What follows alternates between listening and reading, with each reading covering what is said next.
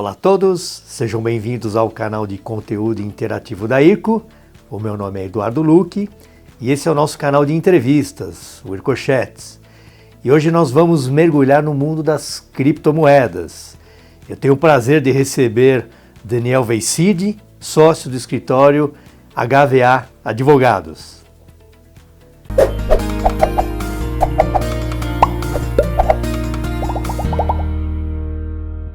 Qual a origem das criptomoedas? A primeira criptomoeda que surgiu foi o Bitcoin, que é a mais famosa até então. Foi criada pelo Satoshi Nakamoto em 2009. Ou seja, em 2009 ele criou uma moeda, criou essa moeda digital, que é o Bitcoin, e desapareceu. Então até hoje nós não sabemos se ele existe, se ele não existiu, se é um nome fictício. E ele criou, isso é uma coisa interessante também, ele tem uma limitação a você minerar a criptomoeda, né? O Bitcoin, não a criptomoeda em si, mas o Bitcoin. Daniel, o que são as criptomoedas, enfim? O mundo inteiro ele tem várias definições de que é criptomoeda. Uns entendem como meio de pagamento, outros entendem como um bem financeiro, um ativo financeiro, outros entendem como uma moeda propriamente dita. Então, as criptomoedas elas vieram para facilitar e descentralizar o banco, as atividades bancárias e deixar uma coisa universal, ou seja, vamos pensar nos dias de hoje, a gente fica preso a um banco, a gente tem que trocar, ter câmbio, enfim, vai ter que comprar dólar, comprar euro para viajar. Parando para pensar, a criptomoeda é uma coisa excelente, porque ela uniformiza tudo, é uma moeda universal. E, enfim, problemas, claro, todas têm, desconfiança, claro, todas têm, mas a ideia dela é incrível, embora tenha muita gente com medo de comprar e ter acesso a isso. E por que esse tipo de apreensão? Olha, na verdade é porque é um bem intangível, você não consegue necessariamente ver, não está lastreado em ouro como algumas outras moedas, a maioria das moedas estão. Então, assim, é muito difícil você vender uma tecnologia dessa para uma pessoa um pouco mais antiga, de outra geração. A minha geração já é um pouco difícil aceitar, mas a gente vê que é um caminho sem volta. Então, assim, você tem que aceitar que isso é uma coisa que veio para ficar. Agora, claro, todas as precauções devem ser olhadas, né? Seja de quem que você compra uma criptomoeda, se a empresa é proba, enfim, e as transações, o futuro é esse, o futuro é o mercado de cripto. Quais são as mais utilizadas hoje em dia? Olha, são criadas diariamente várias criptomoedas, então a gente tem as exchanges, né? Então as exchanges são locais que você compra e vende criptomoeda. Então, algumas exchanges criam as próprias, então isso a gente não tem ao certo um número específico de quantas tem, porque são várias, mas as duas principais, uma é o Bitcoin e outra é o Ethereum. Essas são as que têm mais mercado. E o que as empresas fazem com a utilização desse tipo de moeda e quais os negócios que nasceram em decorrência desse tipo de moeda? Bom, as empresas e as pessoas físicas no geral, elas acabam transacionando. Tem empresas que aceitam criptomoeda, por exemplo, você tem uma loja, você é um comerciante, você aceita receber em Bitcoin. Então essa transação ela vai incidir eventualmente um serviço, um imposto sobre o serviço que você está fazendo, intrínseco à sua atividade, que você recebe em cripto.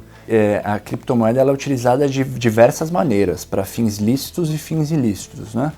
Os fins ilícitos a gente vai acabar não sabendo, eu não vou acabar falando para você, mas Deep Web, né, que é aquela rede que você não consegue rastrear, e você acaba usando uma criptomoeda que é uma moeda criptografada, você também não consegue ver de onde veio, para onde foi. Então essa é uma coisa que, enfim, comprar arma, prostituição, pedofilia, isso tudo é usado. Mas com relação ao dia a dia, tem cafés, tem empresas que aceitam criptomoeda, receber em cripto. Então assim, é uma moeda muito volátil, então é um pouco mais complicado você aceitar cripto porque você tem que ter uma cotação, não é nem do dia, é da hora, é do minuto, é do segundo. Porque em questão de 10 minutos ela cai em R$1.000, em questão de 10 minutos ela sobe R$1.000. Então uma moeda muito volátil, é muito dinâmica. Então você passar a aceitar em cripto, você tem que ter alguns cuidados, né? Mas é claro que futuramente é uma coisa que todos poderão aceitar, e como muitas empresas já aceitam.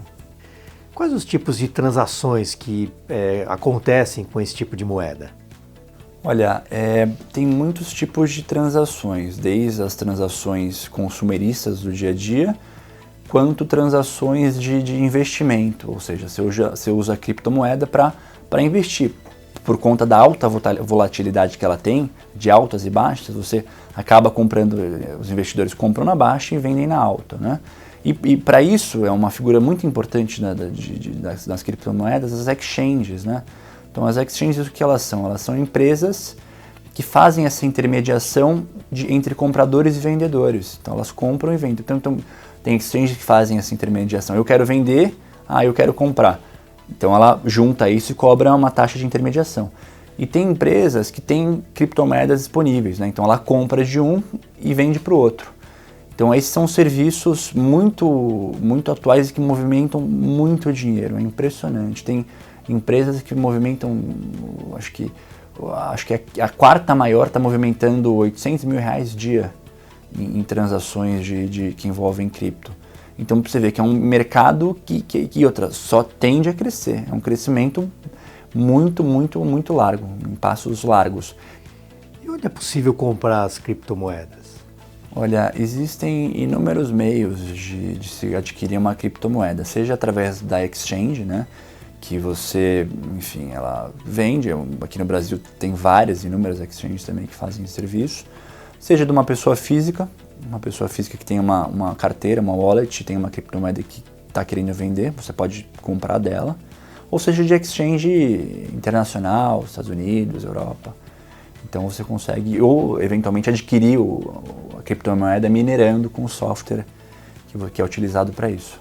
E o que significa minerar?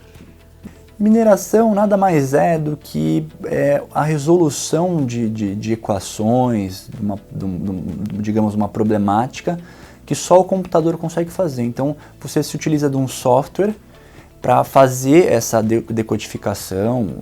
Cada vez que produzido um Bitcoin, o próximo Bitcoin a ser produzido vai ter um tempo maior de uso de computador. Ou seja, vai demorar mais para resolver a equação. Qual a regulamentação que já existe sobre esse tipo de moeda? Bom, essa questão de regulamentação é uma coisa que no Brasil, propriamente dito, está muito devagar.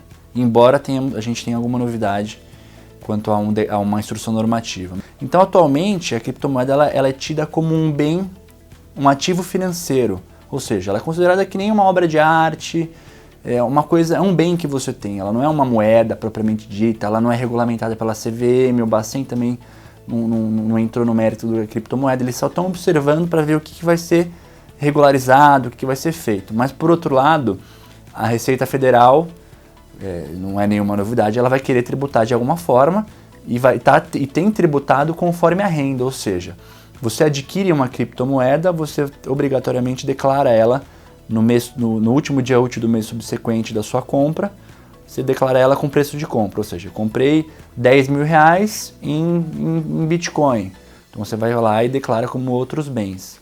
Gostaria de agradecer ao Daniel, a audiência de todos, o meu nome é Eduardo Luque, esse é o nosso Ircochets, até a próxima.